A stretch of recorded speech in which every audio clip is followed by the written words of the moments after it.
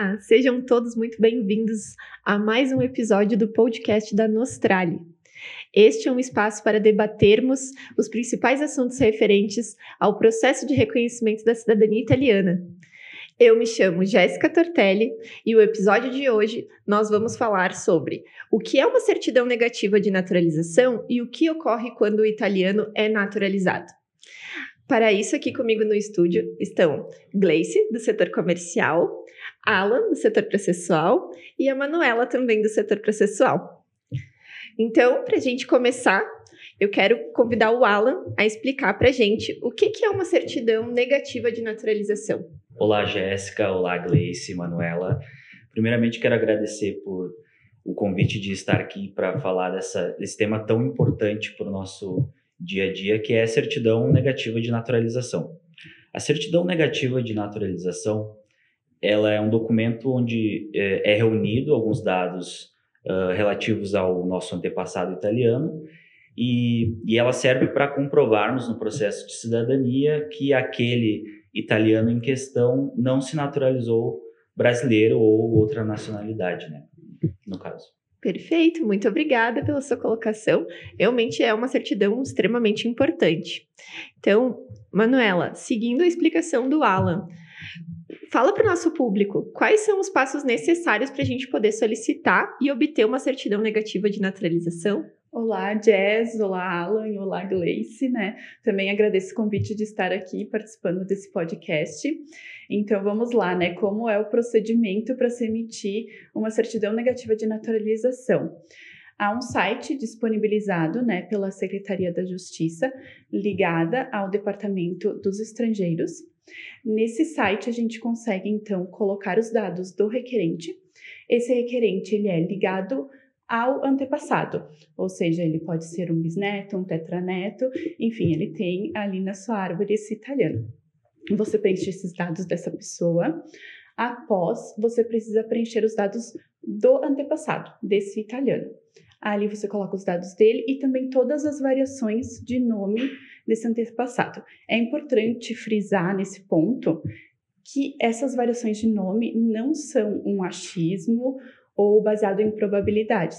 Ela vem de uma análise documental, ou seja, é verificado todas as certidões em que a gente vai utilizar o processo, dali se tira essas variações de nome e se preenche os dados.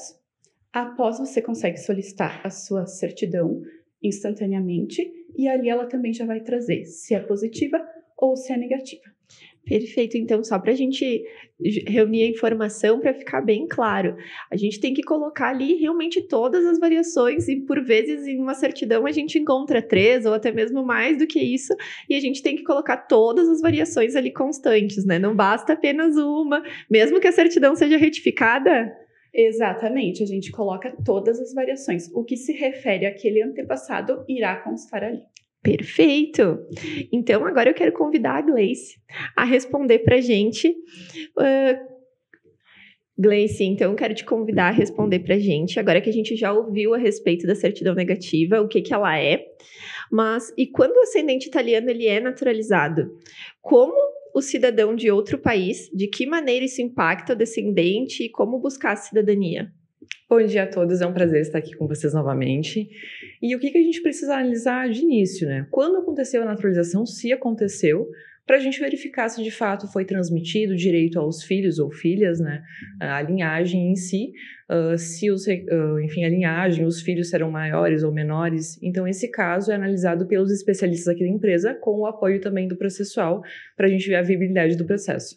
Perfeito. Em conjunto, eu quero pedir para o Alan trazer para nós, então, quais são as alternativas caso a gente descubra que esse italiano ele realmente é naturalizado? O que a gente pode fazer? Eu acho que esse é o momento que a gente tranquiliza a nossa audiência, porque sem alternativas, como, por exemplo, a pesquisa de uma troca de linhagem, de um outro antepassado relacionado àqueles requerentes, e nós temos um time de genealogia mais que preparado para fazer essa busca de novos documentos, novos italianos, caso seja necessário. Perfeito. Eu acho também que é interessante a gente trazer um dado que a gente vê muito aqui no escritório, que apenas 5% dos italianos se naturalizavam. A gente tem pouquíssimos indícios de naturalização de fato por algumas situações, né? Uma delas é que eles tinham muito orgulho da nacionalidade. Até hoje a gente vê aqui nas regiões colonizadas, a Serra é uma delas, como a cultura ainda é viva e a gente tem dentro de nós justamente o sangue italiano, a vontade. Dentro de casa a gente escuta falar o dialeto, né? Não o italiano de fato, mas a gente tem muito isso aqui na Serra. E além da dificuldade que era para a época para uma naturalização ocorrer. Então, realmente é algo muito raro. A gente vê isso em gerações mais jovens de imigração, né? Ali pós 1950, acaba tendo uma incidência um pouco maior. Antes disso, acaba sendo realmente muito difícil nós termos naturalização. Manu, responde pra gente, então, uma dúvida que é muito frequente também aqui no escritório. E quando o antepassado italiano, ele não residiu apenas no Brasil, ele migrou muitas vezes para a Argentina, para o Uruguai ou para outro país, até mesmo fora da América Latina, e depois ele veio para o Brasil. Que documento a gente tem que apresentar para comprovar que ele não se naturalizou? Então, Jess, quando o italiano ele possui uma vida civil em outro local antes, por exemplo, de ter vindo ao Brasil, a gente vai precisar apresentar uma certidão negativa de naturalização deste local também, além da certidão negativa de naturalização brasileira. Ou seja, vamos num exemplo, né, que ele nasceu na Itália, resolveu ir ao Uruguai, né? Ali no Uruguai ele acaba se casando, após ele vem aqui ao Brasil, tem seus filhos aqui, bem como falece aqui no Brasil. Então a gente vai precisar apresentar a certidão negativa uruguaia e a certidão negativa brasileira. É importante frisar aqui que em ambos os casos a gente precisa fazer constar todas as variações de nome do italiano. E também é importante deixar claro que cada país tem o seu processo de emissão da negativa, ou seja, não vai ser da mesma forma que a gente citou anteriormente aqui no podcast. Perfeito, porque a forma que a gente explicou anteriormente é a forma brasileira, que é o mais comum, porque grande parte da migração veio de fato aqui para o Brasil. Claro que a gente tem esses casos peculiares, né, que eles circulavam um pouco mais, mas é mais frequente que seja direto aqui. Exatamente. Perfeito. E uma vez que a gente comprovou que o italiano não se naturalizou, conta pra gente, Gleice, o que a gente faz a partir daí? Preenchido, então, esse pré-requisito, que ele não se naturalizou no caso, ou se naturalizou num período que a gente pode seguir o processo, a gente vai seguir normalmente com a preparação documental para iniciarmos logo o reconhecimento. Perfeito, e a preparação documental ela vai englobar ali a emissão de todas as outras certidões da linhagem. Claro que eu acho importante a gente reforçar, né, que a gente já citou aqui antes com a Manuela, que é importante a gente ter todas as certidões inteiro e teor para a gente poder fazer a certidão negativa de naturalização. Sem a gente ter essas certidões, a gente não consegue realmente seguir ali com o processo para que a gente tenha a análise técnica feita e a elaboração também da certidão negativa de naturalização. Para a gente complementar essa parte, eu queria entender, vocês já viram alguma certidão positiva de naturalização aqui no escritório? Algo que a gente realmente teve que fazer um estudo, casos reais mesmo? Na verdade, eu vi há umas 2 semanas uma naturalização que inclusive já estava averbada na certidão do italiano, mas naquele caso o filho dele tinha 31 anos quando ele se naturalizou. Então, nesse caso, eles não perderam essa questão do direito, porque foi depois que o filho já era maior de idade. Então, foi esse caso que eu vi, mas são bem raras para nós. A gente até busca informações, mas a gente não tem nenhuma certidão assim que vai impactar em não fazer um processo. É muito interessante isso que tu trouxe, porque a Gleice é do comercial, isso foi visto antes mesmo do cliente contratar, que era possível seguir com o processo e o porquê era possível. Por isso eu reitero aquilo que ela trouxe lá no começo. Fale com um de nossos especialistas para entender quais são as chances e qual a viabilidade do seu processo, porque realmente tem muita diferença quando a gente analisa a certidão previamente para passar uma informação. Acho que a Manu também tinha me comentado que tem um caso aqui que foi visto no processual, né? Exatamente, Jess. Mas como a Gleice também trouxe, é muito raro de se ter. Eu estou há 2 anos aqui no processual, eu tive uma única experiência e que, na verdade, segue bem parecido com esse trazido pela Gleice, que é o seguinte, quando a gente foi emitir, né, a certidão negativa, o site nos remeteu a uma outra página. Aí o processo que a gente tomou, né, de atitude, foi com a ajuda da genealogia. A gente fez umas buscas, então a gente encontrou uns documentos que de fato mostravam que esse italiano havia, por um período, se naturalizado. Porém, após ele readquiriu, digamos assim, né, a sua cidadania italiana. E também não trouxe impacto através da idade dos filhos. Então, foi a minha única experiência também. E que no final deu tudo certo.